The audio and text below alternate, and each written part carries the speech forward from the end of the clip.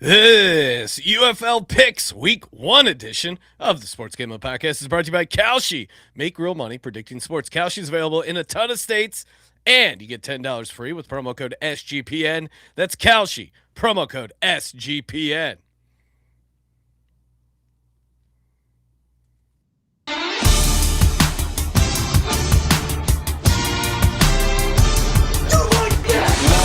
Cox. He's one of those guys who will get penetration.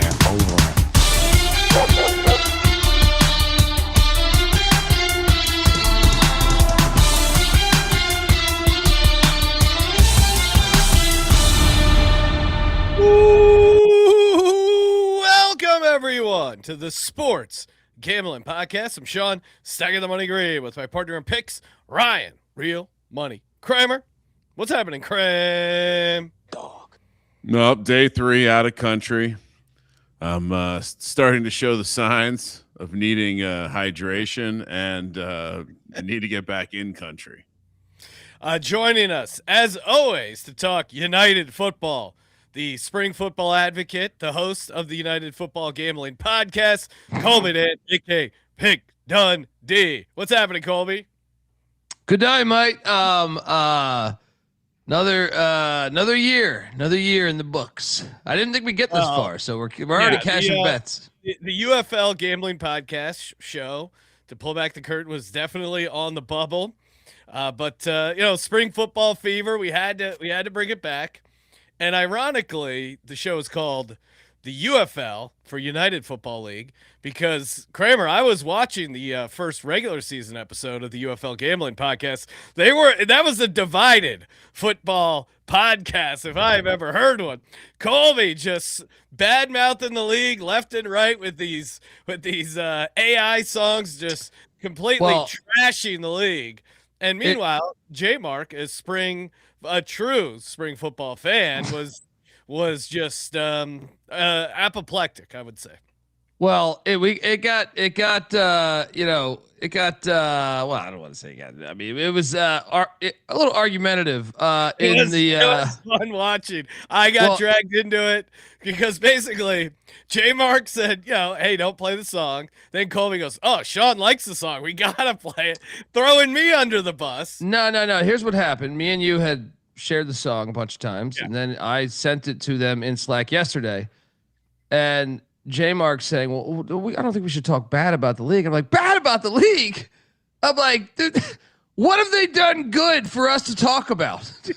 Like, I mean, look, I love spring football more than anybody. I have a fucking Houston Gamblers helmet, all right? Gamblers are back. The Gamblers are back. Yeah, I mean, like, so, and then he's like, I just don't think we should do that. And CJ kind of backed him. And then I'm sitting there like, dude, you got to be honest to your fucking listeners. If it's shitty, it's shitty. All right. I mean, what am I missing here? Like, so we were going back and forth on that. Yeah. The funniest stuff to come out of the UFL offseason. Once again, they get rid of some teams, bring in new teams. Classic 3-card money. It's tough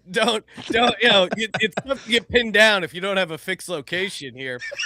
And I'm sure there's again, if you're crossing state lines, I always thought they told you, hey, we're all playing the games in one hub. It's a cost saving measure, but really, these guys behind the scenes, they know you cross interstate lines, then it becomes a felony. So if you can keep it in one state where they probably know some guy, the fact that of all the drama that we've been through with this league that just won't die, and I love it. It's like an abusive relative. You just got to stick with it. You'll figure it out. I mean, the new talking about expansion. They're talking about adding more teams. 32 teams by 2035. That's in 9 years. I was watching this Dean Blandino video, and he's like, as the experimental training ground for football, we used to use the college pass interference football rule where, hey, if it's a 40-yard pass interference, it maxes out at 15 yards. We're shaking things up. We're changing things. This year, if it is a pass interference that's 40 yards. Oh, it's a 40-yard penalty. Like he found the cure for cancer, like he invented something. Hey, you're switching the rules back to the pro pass interference rules. Fine. Well, I mean, I don't know this to be fact, but I would say you can probably read into Skip Holtz and Bob Stoops resigning. I would just assume. I mean, they keep changing the rules every fucking year. I mean, this year, I don't know about you guys. Was it resigned? Were they forced out? My guess is they brought in someone that was cheaper because the league pays all. It's not like, our buddy Dan Snyder. It's not like random individuals own the team. The league owns all the teams. So the leagues are paying all these coaches' salaries, and I like everything. Coaches. It comes back to ka-ching. So I'm guessing these storied coaches didn't want to coach for less. And if you're Holtz, how many titles has he won in this? Yeah, a lot. And if you include the USFL variation, but like the like most of the coaches they hired aren't actual coaches. They're just players. So yeah, all right. Like, let's talk about this. So this is classic corporate So here's what we do, right? So we've already covered the reason this is a hilarious grift. But step one, well, if you stick around in one place for too long, people will see that you're a failure and think, how are you not losing money? So let's move to some new cities. Step one. Step two. Let's shuffle around like that management, idea. right? What do? Corporations, they love to, every 6 to 12 months, let's lay off some people so we can show cost savings, because that's how we show the stockholders that we're growing. And, so let's analyze the coaches real quick. There's only 8 teams, so this won't take very long. You get rid of one of the greatest coaches in the history of spring football, and with the Birmingham Stallions and Skip Holtz. And what do you do? What do you do here? Oh yeah, it makes total sense. Let's get a quarterback who just played in the league last year, in AJ McCarron. Oh, by the way, he also is a legendary Alabama player, so that should play well. No one's gonna be mad, right? No controversy there. Move along. Now we have the Aviators. They're a new team, right? So no real fan base to get mad anyway. But just in case they do, let's make an Ohio State Buckeye the coach. Ted Ginn, you doing anything right now? Cool. And by the way, I am intrigued by this one because Todd Haley, very much a firecracker offensive coordinator.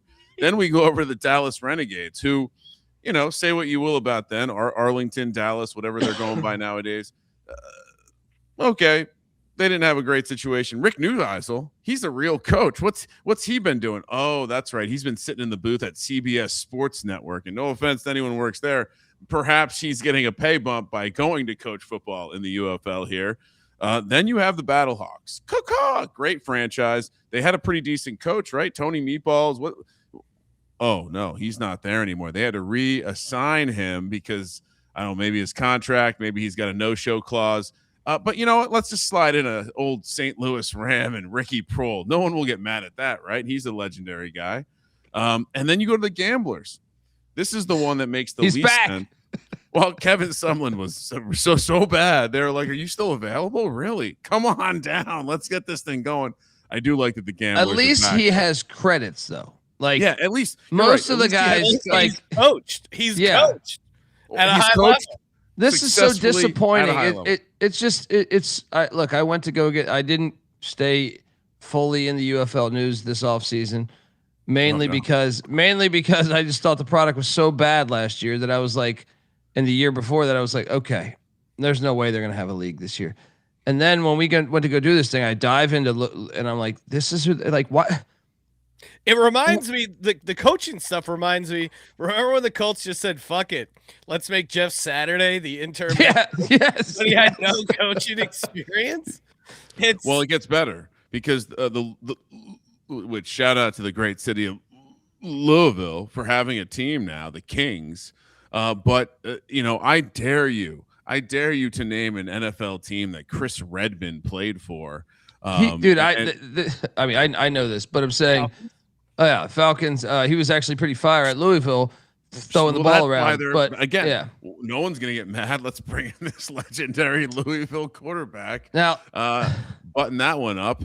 The Storm, all right, this is a little bit racist, but you take the Italian guy, you send him down to Florida, and you give him a new outfit. I mean, what are we doing here? You want to talk about why this league's a grift? One coach literally left a successful situation to go start a new franchise. It makes no sense. And then, of course, the defenders, Shannon Harris, I guess, sticking around. Almost pretty sad to say he might be the best. Is he the best coach in the UFL?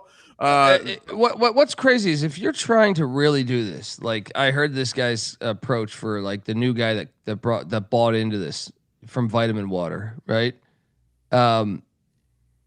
Wouldn't you like the benefit of having Bob Stoops and Skip Holtz and even Sumlin or some of the other coaches that have been in this league is that they're going to bring in what a real football environment should be, right? Like coaching. They know how to run a training. Yes. Camp. I mean, yes. Think about this. There's no off-season program for these guys. For the most part, there's very little continuity. I mean, half the teams are new. So this is when you need what the fuck's Jeff Fisher doing? Get him a gig. Yes, Mike Nolan.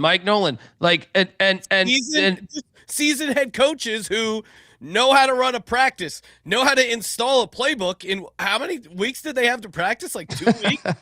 Well, and they have a sample size, Sean, of Terrell Buckley, who they just threw back there. Yeah. Right? Hines Ward, they just threw back there. Rod Woodson, and they're all terrible. And it's going to be great for the unders because the unders, Kramer, I don't know where you got these totals, but they're like all in the low 40s. These teams have not had any sort of preseason, and they're all, for the most part, installing new offenses. Even the teams with some continuity of players, they're starting new quarterbacks. Well, the Spring King has been dethroned. Luis Perez is gone. Or he's still on a roster, but he's not starting. But like, they in one capacity they listen to, I think, what we said on this show or our show. Over the years, we said, why are they playing at these gigantic venues? So now they're playing at a lot of MLS venues or like soccer venues, if it's not MLS, which we've been ringing that bell for a while. Get out of the pro markets, go into Louisville, go into Omaha, go into Boise, wherever, right? And try to play close to a downtown. That's another thing I would say. So like people could just go bar hopping. Accidentally go. Yes. Yeah, you need the. It's like the comedy club thing, right? You're better off in a location where someone can stumble in and enjoy your product. And that if you're the UFL, that's what you're going for. You're either going to do one of two things. You're going to do like the lacrosse move of like, let's have a kids weekend and camps and all this crap, or which that would be a great angle, right? You're trying to grow the game, have a bunch of tackle football, like like a UFL experience. I got distracted because I have Jeff Fisher's Wikipedia page up. I did want to let you know he is busy. He is the commissioner of arena football right now. So, that's right. They're paying better than the UFL. But better. I mean, cash that check as soon as you get it. Colby, you joke, but you have. I mean, Sean was right to point this out. It is a corporation that owns all the teams. There is no incentive, unlike a real sports league, for a franchise to pay up on a coach. In all the other leagues across the entire world, there's no cost control measures around coaches. You have to, yeah. Well, just when you like pay them all, you don't want to pay them a lot. So you're taking this giant grab bag like White Tiger's army men, the plastic figures. You're just tossing them in there. You need a really good coach to organize the formations. Hey, put the tank, but hey, the artillery guys go behind the infantrymen. Otherwise, it's going to be a total shit show. So I'm looking at whatever information we got, which is few and far between. Again, fucking idiots. Put out a fucking depth chart. You have J-Mark doing it by hand. Put out a fucking depth chart. Tell us who's starting. Give us fucking injury reports. These are easy things you could do. That would be a good win for us people doing content for free, even though you had a PR guy who hated our guts. I think they were planning on doing that, but then they blew their budget on the Dean Blandino Explains Football video series. Wow, Ludacris is doing a halftime show. Remember, they don't try. Like, one of the things that's unbelievable, and you can tell this is corporately owned, and this is, I think, the biggest problem with this league, if any league is ever going to be corporately owned, or like solely owned, everyone owns the whole team, the whole league, is they don't try to even connect with their fans. They don't hit like local radio. They don't hit like, remember last year they got rid of the beer snake early on? Yeah. Remember that? Like, it was like, you have the one thing that is appealing to you. What? It's like, what is it? Is it out of control? There's too many cups. You're selling too much beer. You might make money. God forbid you get a crowd and they have a good time. Right? So like they've done everything in their power to me to like try to make this a failure. So like I'm fascinated that it's still here. Remember, we've had 2 straight years, not 1, 2 straight years of playoff games that have gotten canceled because of a high school graduation. Oh, come on. That's a once in a lifetime thing. Graduating from high school. Well, they fixed the glitch, Colby. Now they won't be playing in the Silver. We got rid of the team. We got rid of the team. Now, shout out to the Michigan Panther used on our thumbnail. Wait, that is a great point. Well, we're going to have to break it to him that he's a Michigan guy. They don't have a team anymore. We can't keep doing it.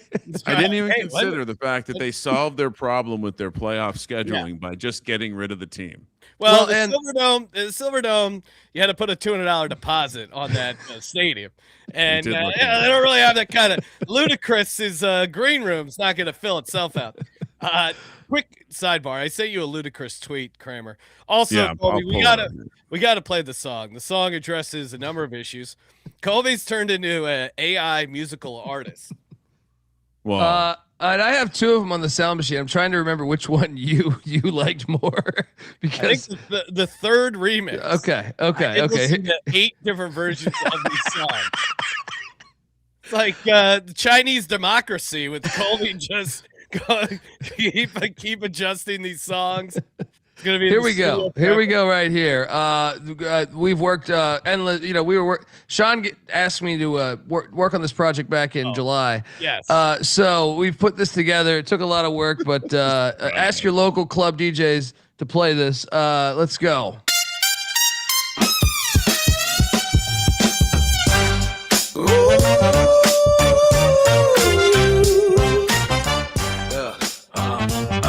It's the UFL Gambling Podcast.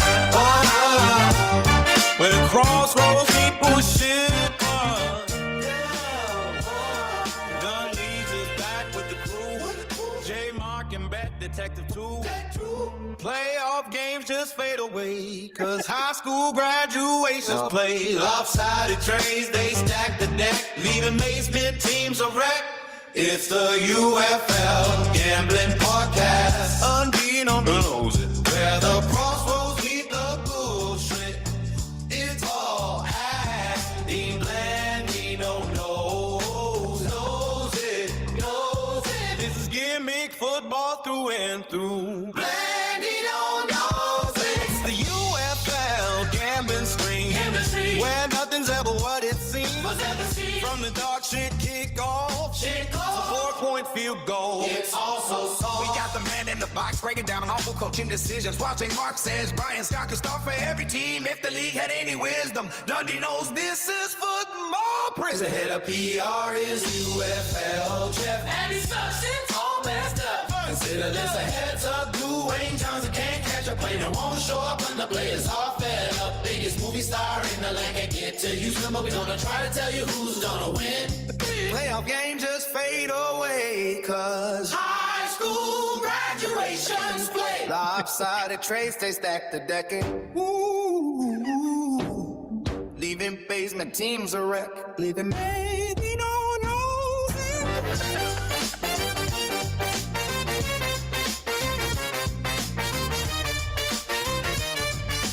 Sangino knows it.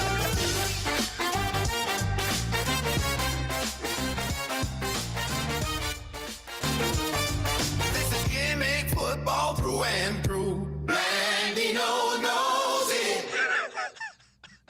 I love how Blandino's getting it. Here's a question. Like, give me more Blandino chorus. Has Blandino ever been shouted out in a song before? No way. No Yeah. fucking way. What is this? I'm seeing here. Yeah, I don't know. Sean sent me a ludicrous story about Ludacris. Ludicrous just Instagram post that was viral. Basically, I'll read it. Someone, I guess, was waiting on him. About 5 years ago, I worked in a restaurant, and Ludacris came in, ordered spring rolls, and sent them back. When I apologized, he said, "Don't apologize. Spring rolls are unpredictable. I think about this at least once a week." So maybe that's where their budget's going to. They got to get the right spring rolls. Well, we had Pizzagate. Remember that? I mean, No, this is where it's going. Let me just put this on the screen. DJ Khaled, Gucci Mane. How do they have money for DJ Khaled? That guy doesn't work cheap. That's why probably Holtz walked out. Oh, DJ Khaled's getting the bag. Ludacris getting the bag. Nothing left. I got a great offense. They don't want this offense. DJ Khaled. I mean, Ludacris. He's in these Lowe's commercials. I mean, what do you think Ludacris is? He's got to be getting like 10K. The fact they think this is going to move the needle is insane. It feels like the last presidential campaign where they're just rolling out. They're paying all this money for artists because they think that's going to get some votes. What I would say I also like, how about we take the energy they're putting towards these graphics and build a depth chart, injury report. Come on. Tell us who's played. My God. So just real quick. I do like this league. It is fun to gamble on. And just to be clear, it's not just the opening weekend. Every team has a home opener where they're having some sort. Here's what I'm guessing. They spent at least like 3 games worth of player salary on a performance that is going to be in front of a comically small amount of people as Colby puts on the Houston Gamblers helmet. Here's the question. What is going to be that price? Like, so let's say Ludacris gets 10 grand, seems incredibly low, whatever number, but let's say he gets 10 grand and he's playing in front of less than 10,000 people. It feels like $1 a person is not give him a free beer and a hot dog. I mean, and do you think the UFL people are trying to tell Ludacris, "Hey, Luda, this is a great way to get your music back on the airwaves. People start downloading some classic albums." Ludacris and DJ Khaled, he's in a bunch of shows. These guys like Gucci Mane and Wale, maybe those guys need the money, but DJ Khaled and Ludacris, I think, are doing fairly well. Like Ludacris was in Fast and Furious movies. He's not getting out of bed for free. That's the connection. The Rock's like, dude, you got to do this for me. I'll put you in the next one. The Rock comes to him. He goes, "One last job, Luda. For all the marbles." Well, we're gonna boost some cars. No, even worse. We're playing a Birmingham Stallions halftime show. All right, I have some data on Ludacris's performances. His average, and let me get this out. Let's go back to this guy. His average, all right, his average cost for a private event and a corporate performance per the internet, so I'm not going to vet this too hard, is between $250,000 and $500,000. Now, so who'd you say that's for? This is Ludacris. Now, his appearance fee for essentially a small set at a graduation was $100K in 2012. And this is documented on public record because it was a public university. So, I mean, I'm saying he's getting at least 10K. He's not getting out of bed. He's raking in the Lowe's voiceover money. He's in commercials. He's a brand ambassador. I mean, come on. He's getting 10K at least, and travel and spring rolls in his green room. No wonder Holt said, "I'm out." And Stoops. Stoops like, "I got a national championship. What the fuck are you doing here? I get 10K the entire season, and they won't even reload my meal card."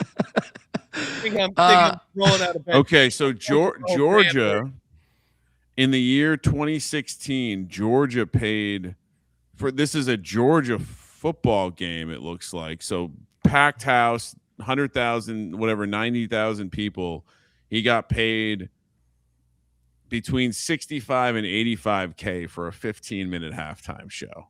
Yeah. Now that seems more realistic. Your $10,000 number feels like a guy that's only been in maybe one of the Fast and the Furious, not a reoccurring character. I'm saying 10K is the lowest possible number. I'm saying he's getting at least 10K. I mean, there's so many things to talk about. Actually, hold on. I take that back. That was 60. He got $65,000 for a Georgia spring game, which had way more fans than any of these games will have. I love that they have money for a halftime show to spring game. My God. That was back in 2016 too. So that was legal cheating. Well, that's probably why Georgia paid him. Is they couldn't report any of this money. They're like, we got to get someone here for the spring game. We're gonna give you 65, but all the way out. Why don't you leave 10K in this locker? But I mean, look who else is on this list. Nelly? Are you kidding me? I doubt Nelly's a cheap act. No, he just hit that jackpot. We talked about Nelly. Nelly hit a. I gotta pull up that story. My God, this league's so fun. Well, he needs. So what did he win? Okay. He was Nelly was arrested. This was really bullshit. It was bullshit. They basically ran his. They said they wouldn't pay him because he had a warrant. They called the cops. Yeah, he was arrested at 4:45 a.m. and charged with having 4 ecstasy pills. Now basically, he hit he was at a casino. He hit some crazy jackpot on the slot machine, and they go, "Oh, hey, we're gonna have to take you in the back office to fill out the paperwork." Okay, normally they bring the hand pay out to you directly, but it was a big win. They need your tax info. Fine. They decided to run a background check, and he had some sort of like bullshit traffic violation that he didn't show up for, and it was, and then they decided to arrest him. And or basically pat him down, and then they found the ecstasy pills. So he hit on a 50K slot jackpot, and then they were trying to pay him. Outstanding. He might have the same problem with this getting paid for this performance. This is the worst part. He initially thought it was a prank when he was handcuffed to a chair. He probably thought this was like, Ashton Kutcher was about to jump out. Meanwhile, it's just some fucking heavy, super racist trooper that wrote him up. So that was a wild story. But now he's getting 50K at the slot machine. They better get something decent for showing up here. Yeah, I'm sorry. While you were talking, I was just running through all these artists. I'm going to say that if they get the biggest discount they're ever going to get in their life, half of these guys are getting 50K to walk in the door, and the other half are getting at least 10K. They don't have that money. Yeah, I mean, remember the Army deal? You could have hired good coaches and had a much better product on the field with that money. Like this is going to be really rough. I think I really do. To Colby, it's a TV product. Like, yeah, it'll be good if you get the fans going and whatever. But the only chance this league has of growing is, hey, give people interest to gamble on this. Make it look good on TV. Having fans there certainly helps, but paying all this money for all these halftime acts isn't going to move the needle. That's something you do, like, hey, when you're the Super Bowl or the Georgia spring game and you got money out your ass. My God, this is just insane. And can we talk about another thing that just drives me crazy? So the rule changes here. Oh yeah, look, the rule changes. Well, I know that me and you have had fun with Curtis Johnson, who was the Roughnecks / Gamblers coach the past couple of years, who just couldn't fathom going for a 4th and 2. Yeah, couldn't fathom going for a 4th and 2 at the opposing team 40-yard line. Say, I'll just punt it. But one thing I hate is when rule books go in, or when you basically try to overrule what the sport is, the strategy. They're making it a requirement. You have to go for it on 4th downs past the 50-yard line, which I can't stand, right? And that includes, I believe, if they get sacked over the 50 right? Like And that. basically, once you cross the 50, you can no longer punt. Now, for the most part, that's probably good strategy, but I'm with Colby. It shouldn't be a rule. The coaches should be able to make that decision. Yes. As lame as it is, they should be able to make that decision. And what if you're like, it just takes strategy out of the game. Anytime you take strategy out of the game, it becomes worse.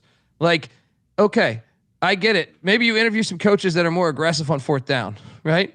Maybe you do that. But you shouldn't punt if you've crossed into your opponent's territory for the majority of the scenario. But if you're like on a backup quarterback, so it doesn't need to be a rule. It doesn't need to be a rule. Now they also have a 4-point field goal. How long do you have to kick the 4-point field goal? 60 yards or beyond, which they were talking hilarious about this. They were so in a way you're better off if you have a 4th and 15, like losing yards to have the 4-point field goal attempt than third. Well, like if you're like 3rd and 15. Yeah, I mean, sorry, third. Yeah. That'll be great if it's like 3rd and long and they're at the 41. Do they just kneel it? See, but they never have fun with the fun rules. Is the other thing. Like they don't. There's not a coach who just goes, "Hey, I'm going to do the 3-point play every single time." It's just random. And speaking of that, they made that shorter, right? They made that shorter. I believe it was the 12-yard line last year. I feel like it's the 8 now or something, or maybe it was 12-yard line 2 years ago, but it's now that. They also what was the other one? Oh, 1 foot inbounds. 1 foot inbounds. So as much as, which is hilarious because I don't like I prefer the college pass interference. I don't like the college 1 foot. I'd rather have 2 feet but so the Blandino's video, which you're telling me about, which I didn't see, it's like now it's a 40-yard pass interference, but guess what? Now you have just 1 foot in bounds. I don't know. They kind of counterbalance each other to me, but I just wish, and it's too much radical movement year by year. I bet you that's another reason why Holtz and Soups are like, what the fuck, man? Like, what are we doing? Each year we're trying to reset fucking rules left and right. I just don't like them getting too involved with it, and clearly they are. Yeah, I mean, they also have this campaign about not being involved in the outcome of the game. I think, and no tush push, even though no one did the tush push in this league. That's another just great UFL thing where everyone was up in arms last year in the NFL with the Eagles and the tush push. All of a sudden, the Eagles' tush push becomes less effective. Now, no one even suggests that this super quote-unquote unsafe play last year, now Josh Allen runs it, the white quarterback. Okay, we don't care about all of a sudden this play is super safe. But the UFL decides to ban it. It's great.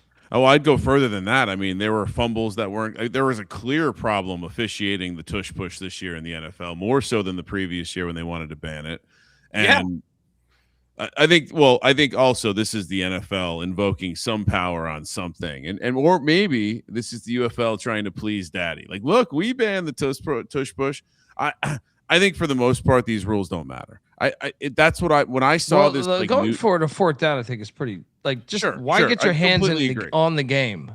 It's a dumb rule, but I think for the most part these all reeked as like superficial, splashy, like, whoa, like it's like putting the 4-point spot on the basketball court. It's like, yeah, that's mostly stupid. It's probably not going to even come into play much. All right, we gotta watch this Blandino video real quick. Kramer, really? Do you think they're gonna? Do we worry? Are we worried they're gonna UFL's coming after us? It's got 8 likes. It's got 8 likes, right? This is actually fair use. We're providing. Really? Yeah. And also, they put it out on social media. I'm not worried about Dean Blandino. We're reacting to news and providing our commentary, which is covered. And we put him in a song. He should love us. Yeah, I mean, all right, hold on. We're gonna be like Afro Man, where Dean Blandino sues us, and then we go to trial. Dean Blandino ate our 11-pound cake. That would be. Awesome. Yeah, man, it's just a bummer like that. I just don't think you should get when you're affecting the strategy of the game. Hey, all that being said, to Kramer's point, I don't think these rules make that much of a difference, and we still got football to gamble on. Well, if you're watching a game though, and it's like at the 30-yard line, you take a sack and you're at 4th and 18. The fact that you can't kick a field goal and have to, or have to go for it, you can't punt. That can happen. That actually probably will happen at some point in this season. I think that's lame. Well, I can agree with you. Yeah, I agree. I completely agree with you. I also don't think it's worth. Like it still feels like a splashy thing. All right, here we go with the text of the video is hilarious. When it comes to defensive PI, if you make the foul, you pay the price in yards. All right, we ready? It's hilarious. It's just he's explaining like we're just these. This is like me explaining to my wife what pass interference is. We're watching the UFL. We know what pass interference is. But yes, play the clip. I'm Dean Blandino with the United Football League, where we test. I'm Dean Blandino with the United Football League, where we test the future of football. One of the changes we've made is how defensive pass interference is handled. We tried the college rule, 15-yard maximum, but we said, you know what? If we want more scoring, if we want more scoring, we're going to have to go to the NFL rule, and that's what we're doing. If you interfere with a receiver 40 yards downfield, that's no longer a 15-yard penalty. That's a 40-yard penalty. That receiver earned that 30, 40 yards. That's why we're making the change. Wow, powerful. Groundbreaking. Groundbreaking. Of all this is what you're using your production time on to make this video explaining pass interference. Just put out a tweet. Hey, we're going back to the NFL pass interference. Case closed. You don't need to get Dean Blandino on his off day. Wearing a nice how many takes do you think it took him to nail that? He is a former actor, right? Hey, comic. Shout out to Kalshi. Kalshi, a real money prediction market available in a ton of states. Right now, UFL off the board over on Kalshi, but I'm sure it'll be up as we get closer to kick. Again, love me some Kalshi. Great if you're in a state with limited options, as it's available in a ton of states. Use that promo code SGPN. Very easy to deposit. And once you start trading, you can get $10 in your account. Great for college basketball, college hoops. We were making a nice run in the VSiN Circa College Hoops Challenge under the Kramer account. Somehow our picks did not get in for the contest. But, hey, you can get your picks in over on Kalshi. Trade away, Kalshi, promo code SGPN. And we're also brought to you by Underdog Fantasy. Underdog Fantasy. Get in the game. You can win up to $5,000 extra money. Play $5, get $50 in bonus funds when you use the promo code SGPN. They will have, I don't know if they're still a sponsor, but they did do a big deal with the UFL last year. And I'm pretty sure they will be having Pick'em available for the United Football League. Usually that comes later on. It's usually like day of. They also don't know who's playing, but very fun to get in on the Pick'em. And shout out to the UFL Gambling Podcast. You guys do some DFS over there. And I know because Man in the Box was CJ Sullivan touting all his DFS winnings over there. So a lot of ways to get involved. Underdog Fantasy, promo code SGPN. Kramer, let's talk some games. I mean, you can certainly gain an edge in a league when, it's not really a joke, but I mean, if you don't have a J-Mark managing a depth chart for you across all 8 teams, you have no idea. You have no idea who's playing. Even when you think you know, like I'm sure J-Mark was distraught and blown away by the fact that our sweet spring king Luis Perez is not getting the starting nod to start the season. So, all right. Let's head over. Birmingham Stallions are taking on DraftKings. Yeah. So a couple notes here. We didn't really get into this. Is my other part where you have an opportunity to bring out new brands, right? Essentially, it's a brand launch, and you're a football league. You are aware that there's a very popular brand around gambling. Maybe you're not, but it's good for your sport to know that, called DraftKings. Why would you go with the same neon green and crown look? This is brand confusion 101. How about the Storm, the Kings, and the Aviators? I mean, you're so uncool. Like, just take a little risk. All right. A little risk.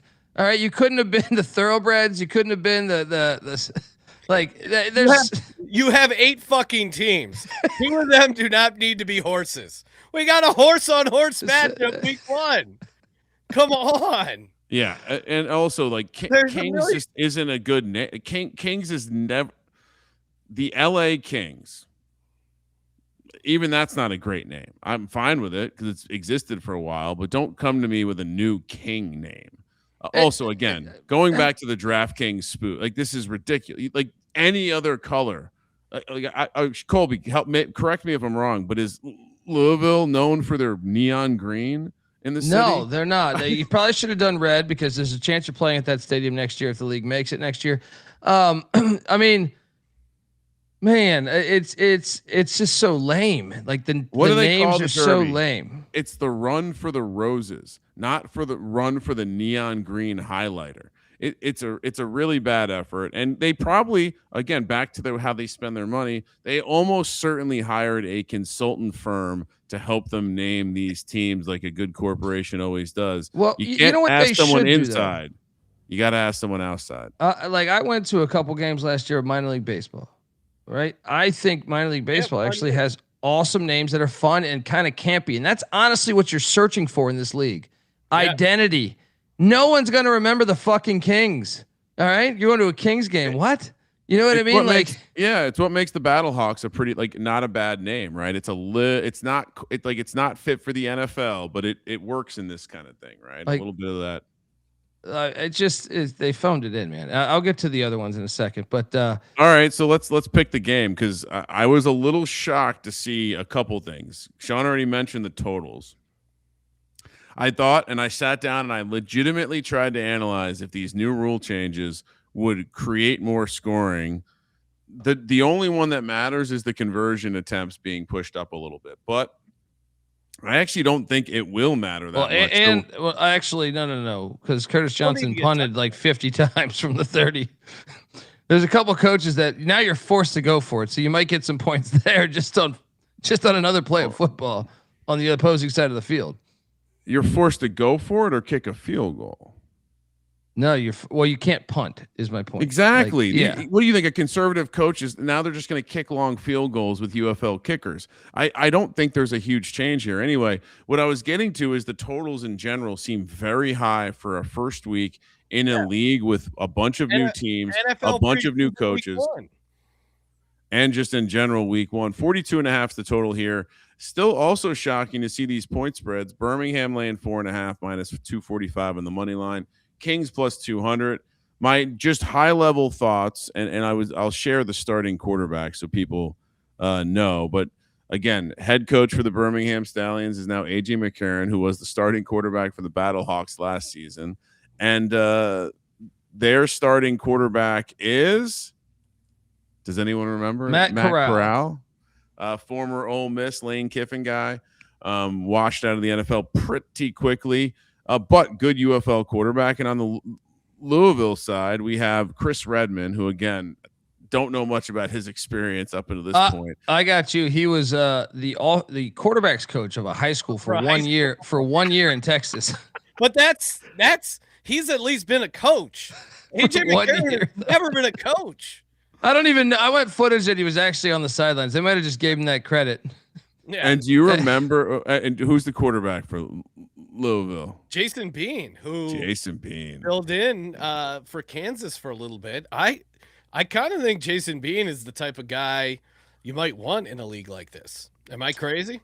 No, I'm with you. I think you're looking for the athletic quarterbacks for sure. I know we're going to talk DTR, who's in the league now too, in a little bit.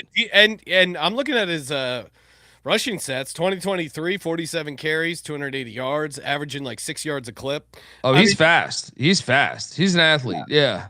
He's a thoroughbred. Compared to, what you got on the other side there with Matt Corral, who does not have any sort of wheels, and they're making the Stallions a 4.5-point road favorite.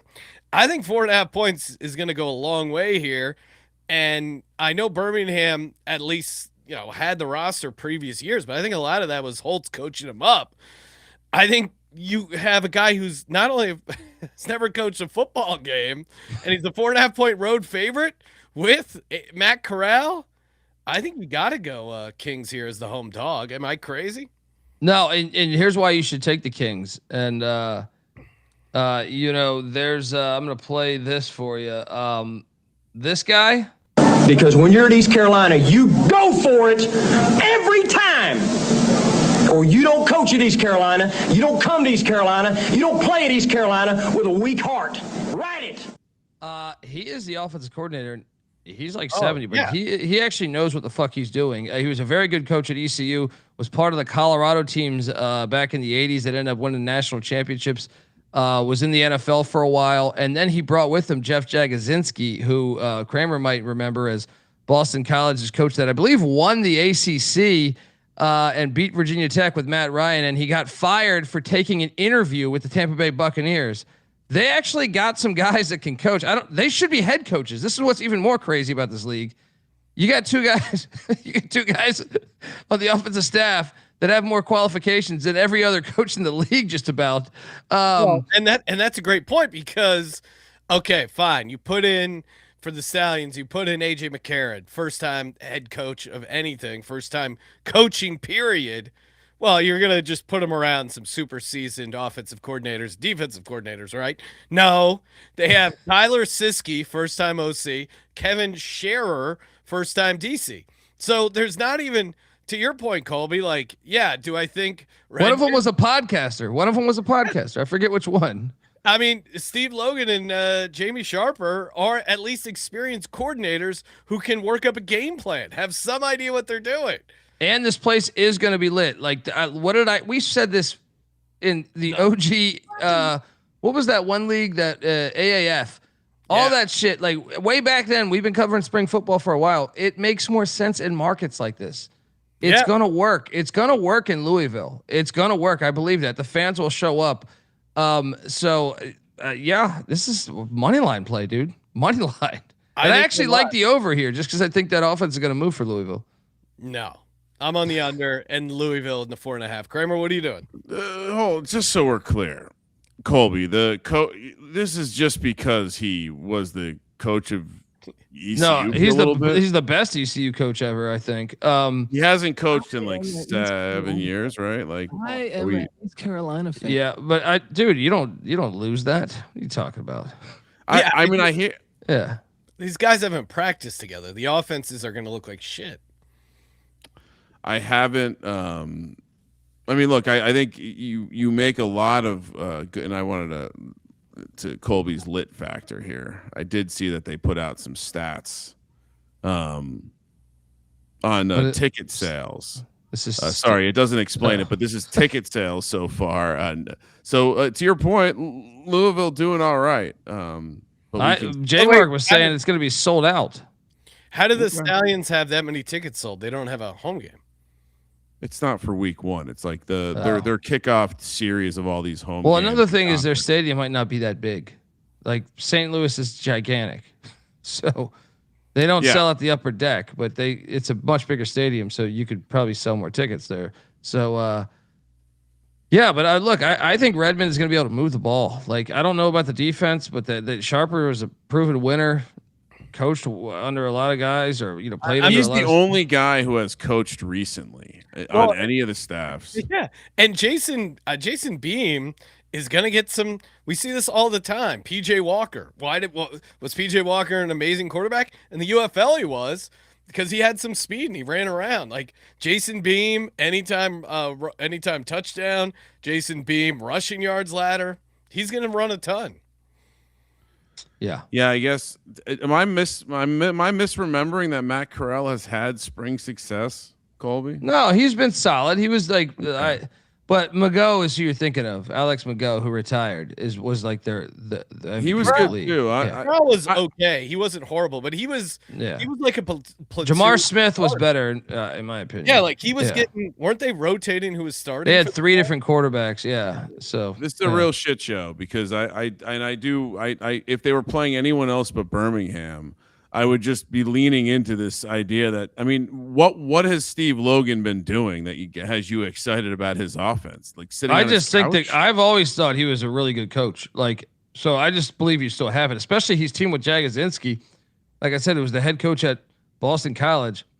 Colby, he last had a full-time job in 2015 for a season with the Niners. Before that, it was 2011 with the Bucks. He coached the Birmingham Iron offensive coordinator for a year in 2019. I mean, has football changed that much? I mean, I know these foo-foo rules have, but I'm saying it's still like his offense. I'm just saying, like, obviously I'm taking the points here, but both of these situations are horrible. And honestly, I think there's a very good chance we just end up watching the Birmingham offensive line dominate. But I'm taking the points because you can't be laying 4.5 points with a team that you do not know anything about. I think it's very likely that all of these training camps are complete dog shit, and none of these teams are good. I even saw some of the scrimmages got canceled. I don't know why they. What's that? COVID.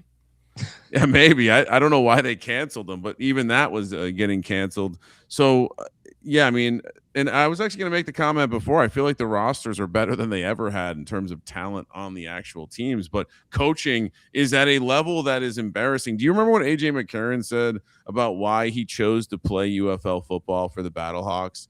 Because he wanted his kid to watch him play football. He enjoyed the feeling of going home and his kid getting to watch him play football. So what? Now that dream is your kid wants to watch you coach football. There's also an element here. Like, I don't feel like AJ McCarron retired on purpose.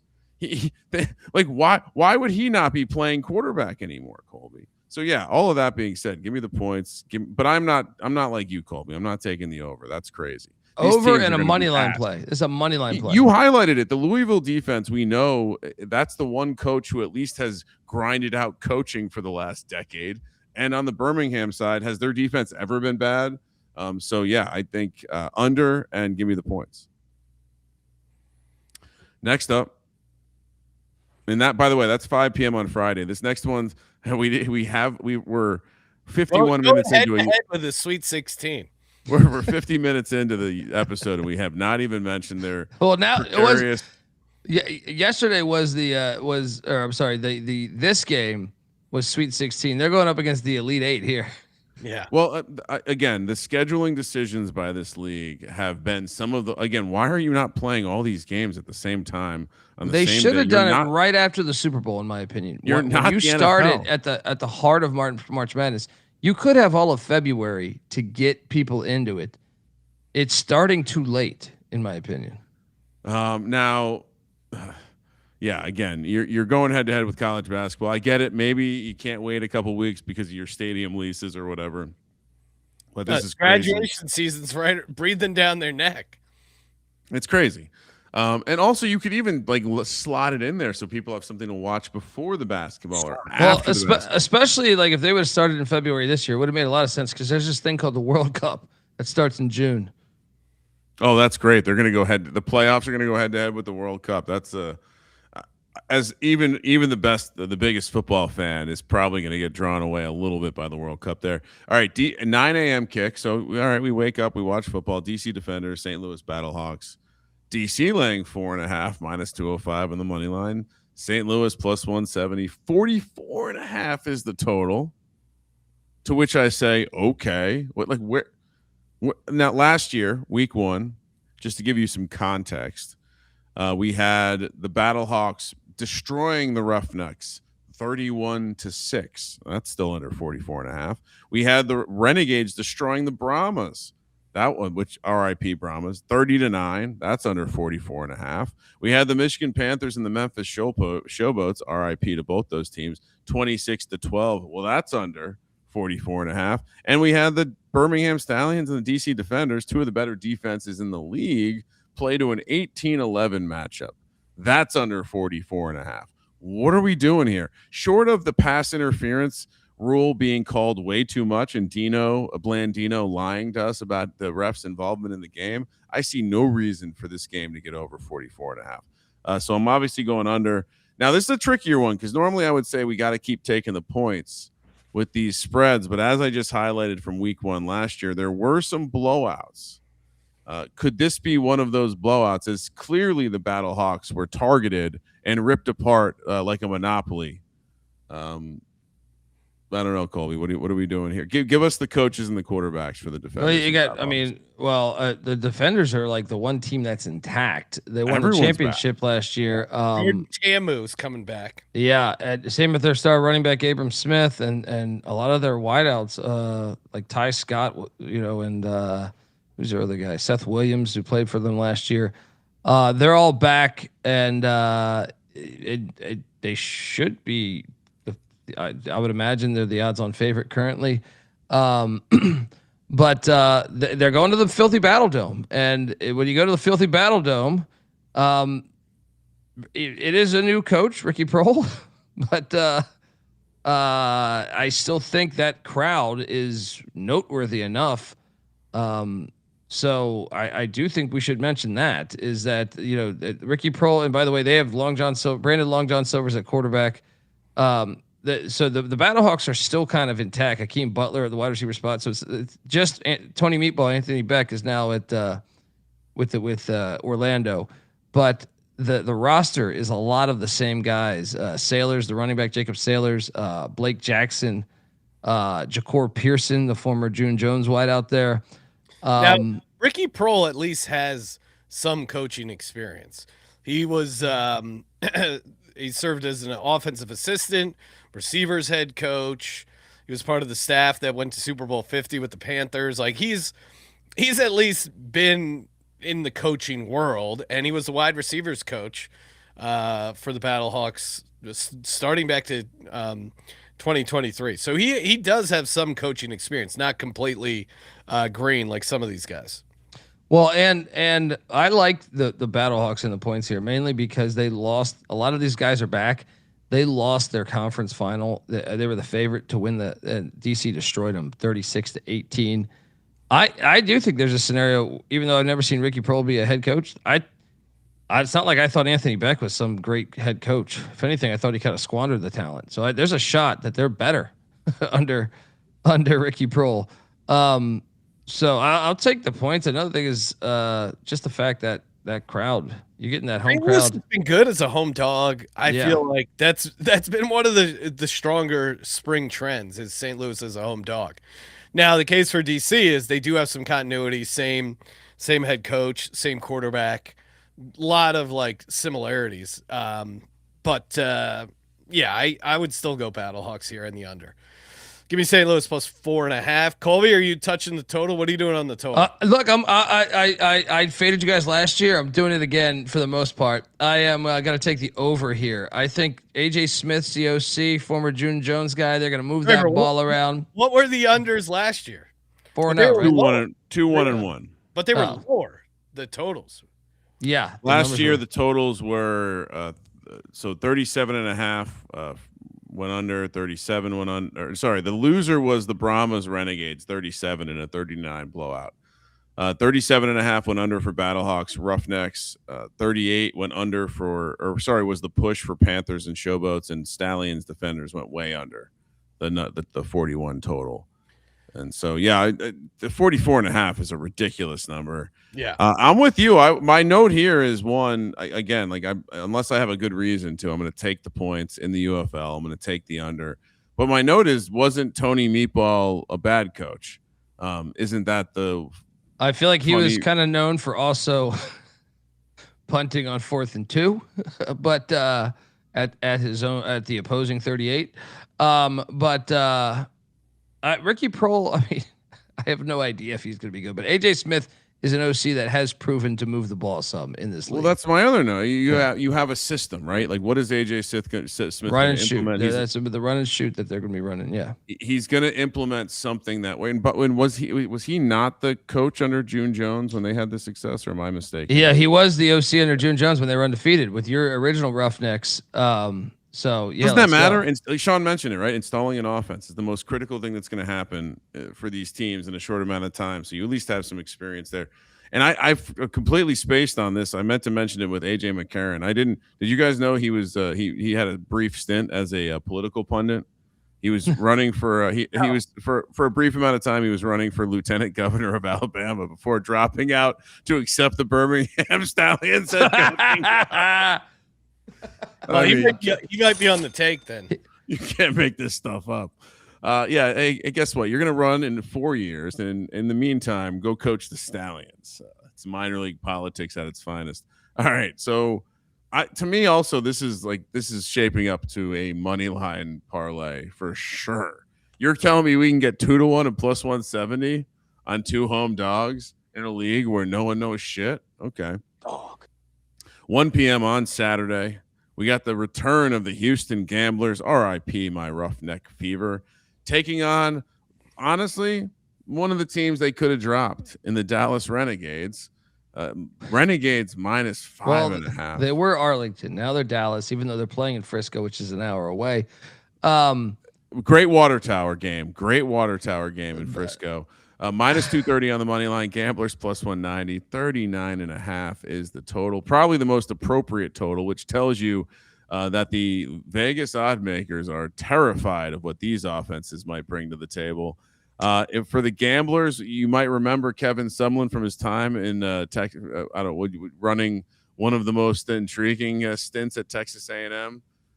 He was also really good at Houston. He was really good at Houston with the Cougars. He's much better at Houston. That was probably that was what got him the job at A&M. And then on the other side, you have blanking on name. Renegades. Neuheisel. Neuheisel.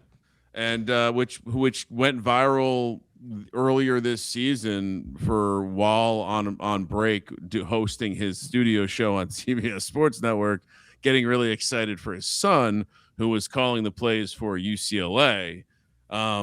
I don't know what to think of this one. The new Heisel is a complete wild card to me because on one hand, he's like a real coach. He's coached stuff before. In some regard, he's whoa. I mean, you're going to give Steve Logan shit. New Heisel hasn't coached like for fucking 10 years before Logan. That's what I was going to say. On the other hand, he's on one of these extreme layoffs where the last time he coached was the 2019 Arizona Hotshots, which I feel really old because we were doing a podcast. Scooby Wright was on that team. Yeah. Shout out to Scooby Wright.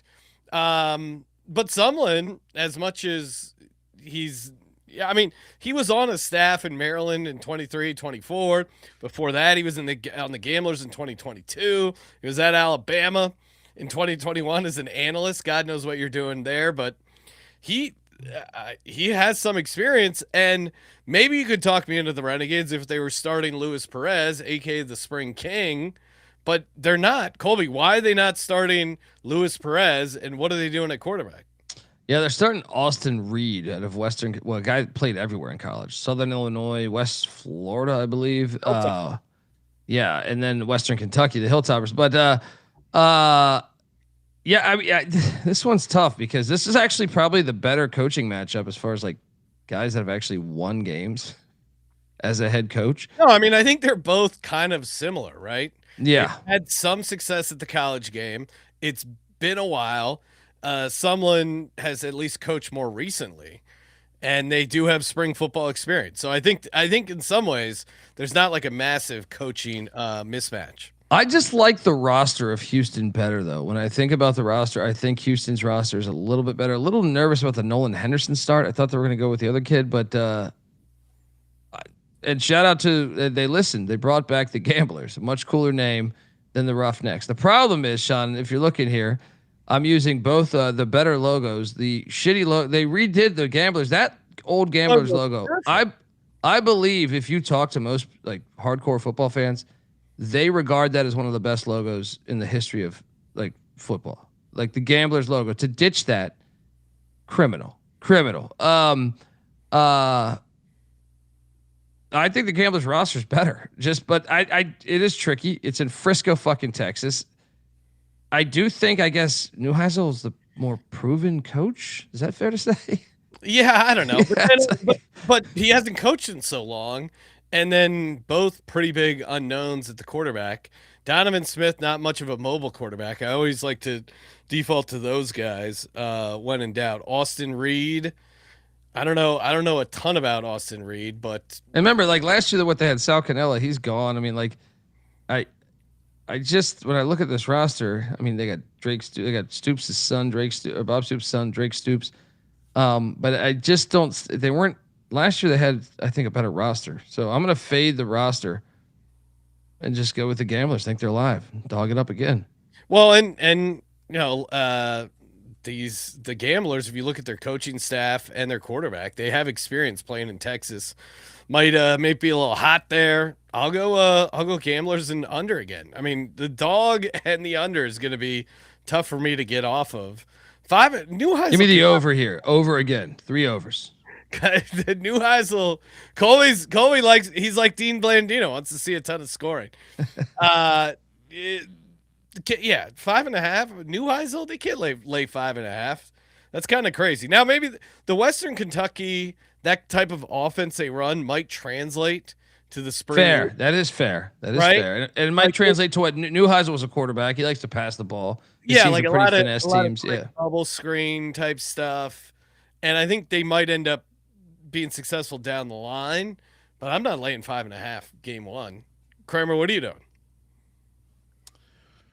Yeah, I mean, I think a couple of things. One, if you read between the lines, it does sound like Luis Perez is playing.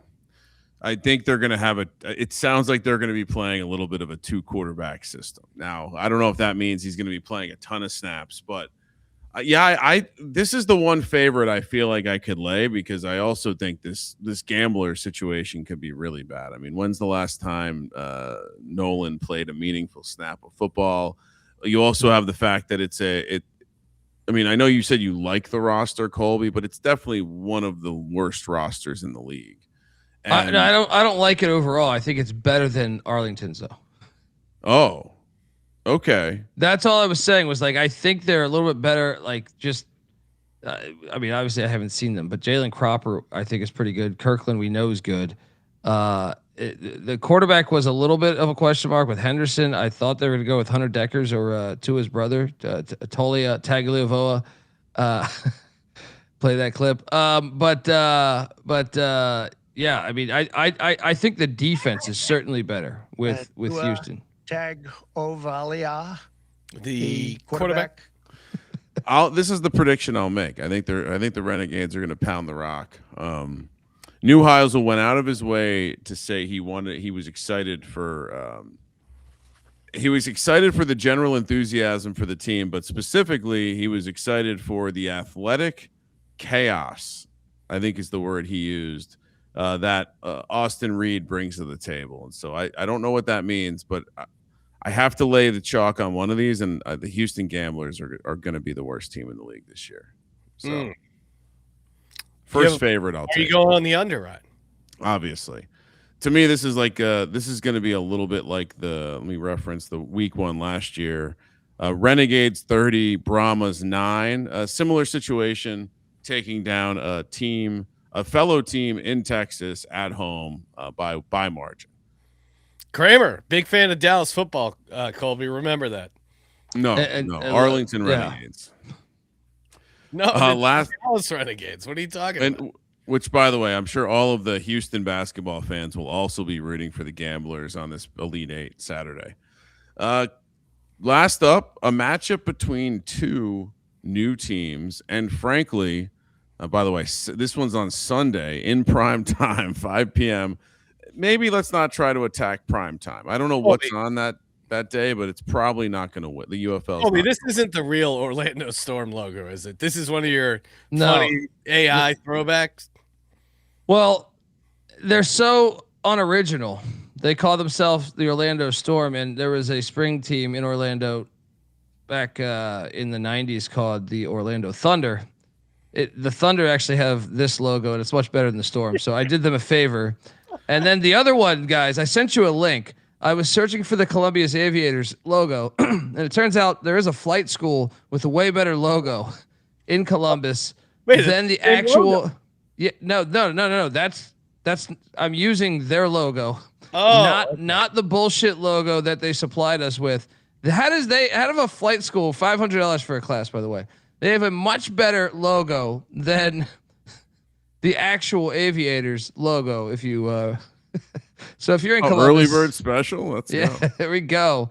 So the good thing is to know that someone knows how to make a logo out there, and glad they yeah, dude. Compare it to the one. Type in right now Columbus Aviators logo. Yeah, and compare it. Compare that to that, and tell me which one's better. Well, I got them right here. The Aviators looks like the Angels, old, the Anaheim Angels bullshit. Yeah, it's like you good. Unoriginal pricks. And the Orlando Storm is literally a hurricane, which kills people in Florida. I feel like every year. So Aviators. How do you not have a plane on your logo? Once again, I did them the solid. They listened to me and brought back the gamblers. They listened to me and moved it to the cities that might help a little bit more in the smaller stadiums.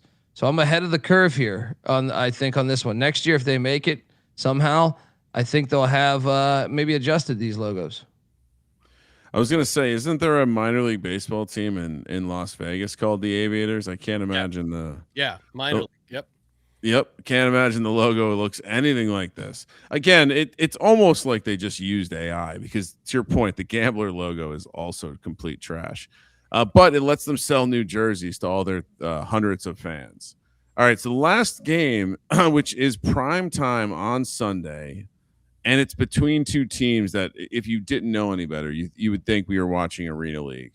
Or perhaps WNBA. If you just told me the Aviators were taking on the Storm. WNBA 100%. It's a WNBA game. Storm laying 1.5, minus 118 on the money line. Aviators minus 102, 41.5 is the total. I'm pretty sure there is a Storm in the WNBA. Yeah, there is. Yeah, dude, there's a bunch of Storms over the years. That's what I'm saying. Seattle Storm, and their logo is actually kind of badass. Not gonna lie. Even in spring leagues, there was a Storm before. That's what I'm saying. They're chalking this up, dude. They're like just no effort to try to be different. Real logos cost money, Colby. We're back to the budget. Well, they own the old Gamblers logo. They own it. Yeah, but do they? You gotta pay. They do because they bought the USFL and merged. They got all of that. Maybe they have to pay some license fees. Maybe, I don't know. Sign up for the $500 class for the Columbus Aviators, and they'll probably give you this logo with it. So look, Columbus is, I think, one of the biggest question marks in the league. I am on the under in this game because you look at Columbus. Ted Ginn's the head coach, and he's no coaching experience. He did have an internship with the Saints.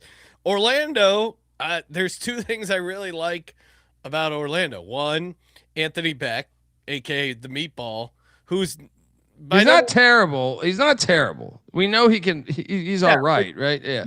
He has spring football experience. He was in the league last year.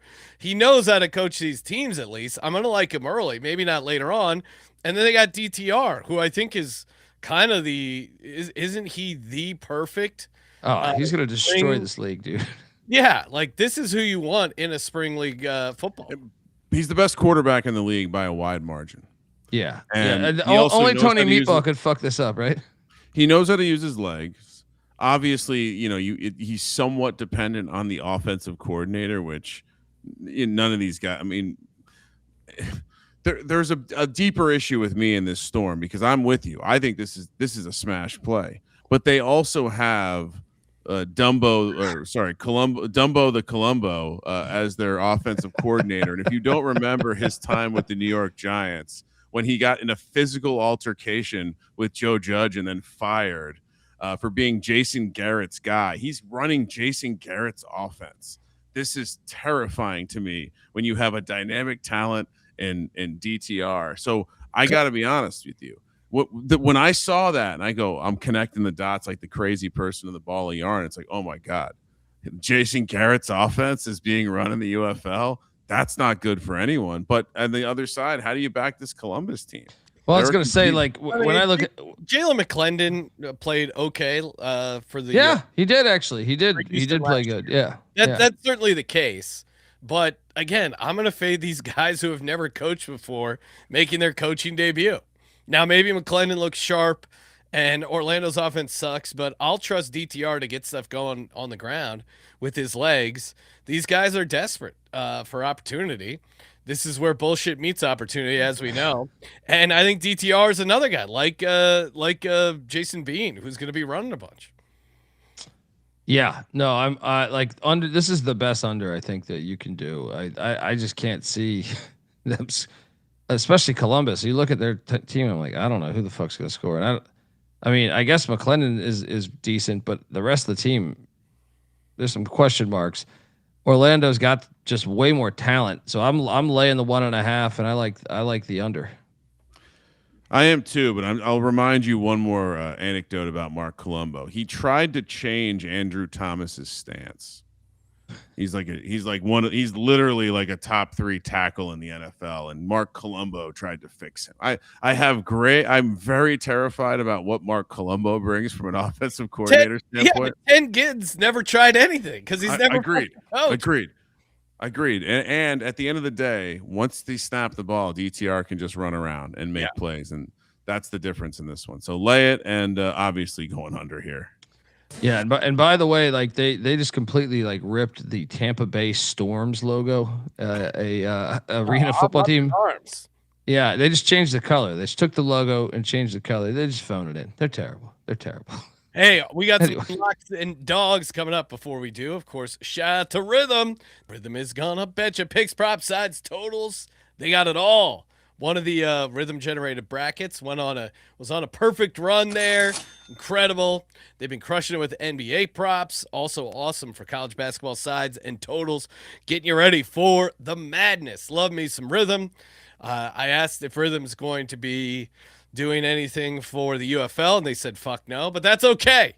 Rhythm has you covered for MLB just launched. MLB opening day. Shout out to the MLB Gambling Podcast. Our buddy Scott Reichel, Kramer on the VSiN show, gave out under 8.5 for opening day. The number dropped to 7, and the total landed on 7. So, and you know who does? Very sharp guy, Scott Reichel, who also loves Rhythm. And of course, if you want 25% off premium, use that promo code SGPN25, RITHMM Rhythm. Promo code SGPN25. And we're also brought to you by Novig. Novig's going to be an awesome place to bet on the United Football League. Bunch of options, bunch of opportunities available in a bunch of states. If you have Novig available in your state and you are not signed up, I mean, you're hurting us, but you're hurting my gambling heart because you could be getting better prices. Novig has awesome prices. Download Novig today. Spend $5, get $50 when you use our promo code SGPN. Do us and do yourself, more importantly, a favor. Download the Novig app today and use that promo code SGPN. Colby, 2 locks and a dog. Let's lock up let's start things off with the lock on Just so everyone knows, we did lock up 3 games last UFL week 1. Okay. Yeah. Okay. So let's add a third lock. All right. So we're locking up Orlando minus 1.5 with our boy Colombo. Mark Colombo. My God. Dumbo. We're going with Dumbo. We are locking up St. Louis plus 4.5. Okay. And we are also taking the Kings plus 4.5. And they're also my dog. The Kings are going to win that thing outright at home in front of that raucous crowd. The parlay, we're doing a parlay, or are we waiting for everybody? Let's wait for everybody. Okay, fire. Yeah. Okay, let's see here. Get to Louis. Okay, lock number 1, Orlando minus 1.5. Lock number 2 is Louisville plus 4.5, leaning into the mobile quarterback angle. Lock number 3 will go St. Louis plus 4.5. And the money line dog, I'm with Colby. Louisville is going to be live on the money line. Fade the guy who's never coached before. And there's a couple spots you can do that. Kramer, what do you got? Not only has he not coached before, he was running for lieutenant governor of Alabama. So give me the Kings, give me the Storm, and give me the Renegades. I'll disagree with you guys there. I think the Renegades win easily. Dog, look, I got one left. Give me St. Louis on the money line. Actually, you know what? We're good. Keep it like that. Okay. What are we doing for parlay? St. Louis, Louisville, home dog, moneyline parlay. Yeah. All right. That's all you need.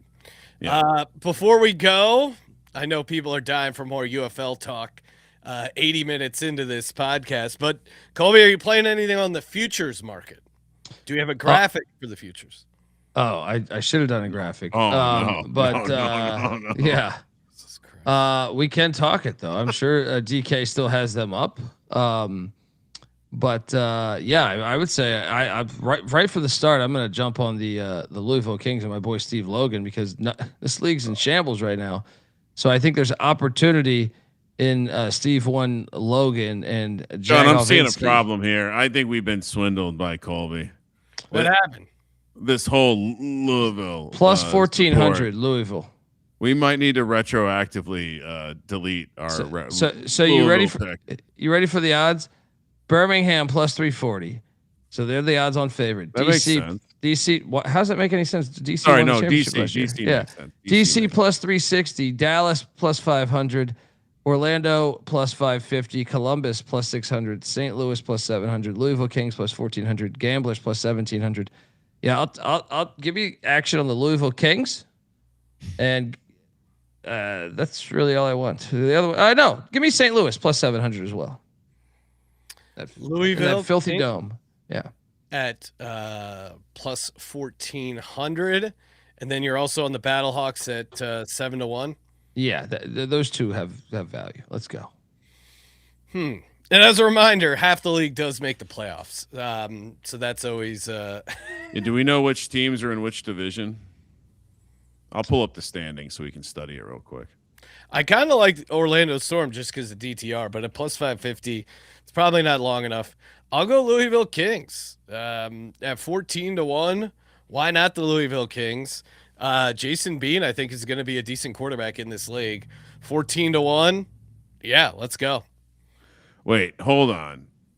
This is breaking news 80 minutes into the UFL podcast, but did they get rid of divisions, Colby? Did they? I'm not aware of that. Hold on.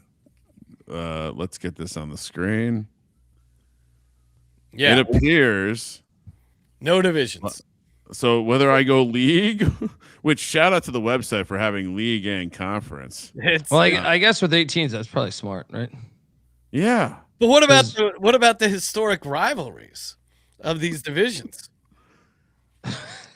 Well, now this makes it even. That was the old hack, though, was that you could find those long odds on the futures market, and they just had to get in the top 2 of their 4-team conference, and they got into the playoffs. So now it will actually be the top 4 teams, which is probably better for the product overall, but not as appealing on the crazy long shots. I'll stick with the Louisville Kings, though.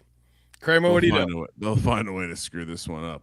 I think I'm fine sprinkling the Storm. I think we've seen this before where yes, coaching matters, but if the one quarterback can be all the difference, and I'll bet on DTR. So give me the Storm, and I'll only because it would be incredibly annoying if I missed out on a Louisville situation. So I'll sprinkle them as well. And then I guess I should take the Battlehawks as well. So I'll take a 550, a 7-1, and a 14-1. Corner of the market. Spreading the board. That's there are only 8 teams. Yeah, and you got 3 of them in your pocket. Good times, great prices. Good times as always, everyone. Answering all your questions and comments over on Spotify.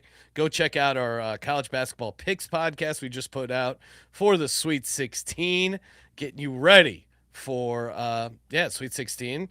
And then we'll be talking Elite 8 picks on the VSiN show live 7:00 local YouTube TV Sirius channel XM 158 on Friday. And then tomorrow morning live we're doing a baseball preview. Kramer and I don't know shit about baseball, but we're going to have the MLB Gambling Podcast guys on, getting you ready for Major League Baseball. And, of course, as always, check out the UFL Gambling Podcast with J. Mark, Colby, and the man in the box. And, of course, as always, thank you for participating in the Sports Gambling Podcast. For the Sports Gambling Podcast, I'm Sean, second the Money Green. He's Ryan. What's more united than a British guy talking about Major League Baseball? Kramer, let it ride. I'm wet.